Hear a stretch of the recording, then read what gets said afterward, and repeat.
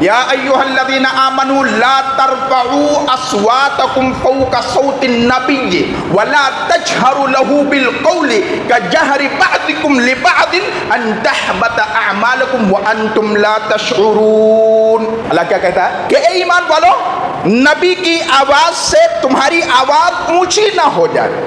کیا نہ ہو جائے؟ آواز اونچی نہ ہو جائے۔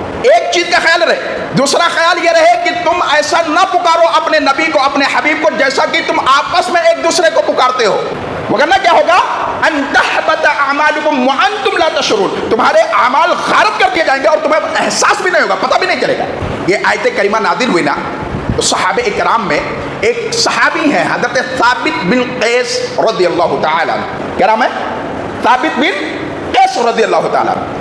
یہ آیت کریمہ سننے کے بعد نبی کریم صلی اللہ علیہ وسلم کی جتنی مجلسیں تھیں ساری کی ساری مجلسوں سے اپنے آپ کو کاٹ لیے، علیحدہ کر لیے اور اپنے آپ کو ایک کمرے کے اندر بند کر لیا، پیک کر لیا، محصور کر لیا، قید کر لیا۔ اللہ کے رسول صلی اللہ علیہ وسلم کی نگاہ پڑتی ہے اور کہتے ہیں کئی دنوں سے ثابت بن قیس نظر نہیں آتا، معاملہ کیا؟ صحابیہ رسول کہتے ہیں اللہ کے رسول آپ کی اجازت ہو تو ذرا پتہ کر کے ہم آئے۔ اللہ کے رسول نے کہا جاؤ پتہ کر کے۔ اب آئے، نوک کری، سلام دعا۔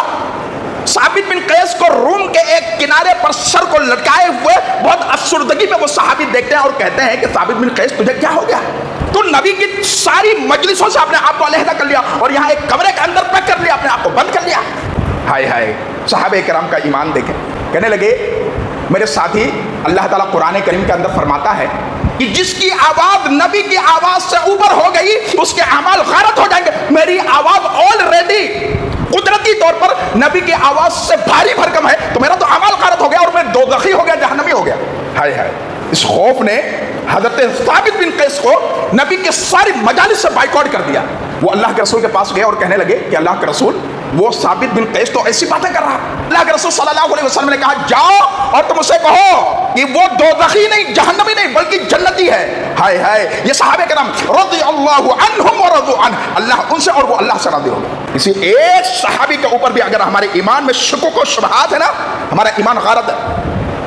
ایک ادنا سا صحابی، چاہے وہ فتح مکہ کے بعد ایمان لے کر کے آیا ہو، اگر ایک صحابی کے بارے میں ہمارے دل میں بغض ہے، عناد ہے، کینہ ہے، آپ کا عمل غلط ہے، کوئی عمل ایکسیپٹڈ نہیں، قبول نہیں۔ لہذا صحابہ کرام سے محبت، صحابہ کرام سے والہانہ پیار، یہ ہمارا آپ کا دینی فریضہ بنتا ہے۔ تو نبی کی محبت کی وجہ سے ثابت بن قیس کو ان کی مجلسیں یعنی نبی کی مجلسوں کو الگ کر دیا کہ نبی کی آواز سے میری آواز بھاری بھرکم ہے اور اللہ تعالیٰ اب تو میرے اعمال کو غارت کر دیا ہے، لہذا اب نبی کریم صلی اللہ علیہ وسلم کے سامنے میں نہیں جاؤں گا۔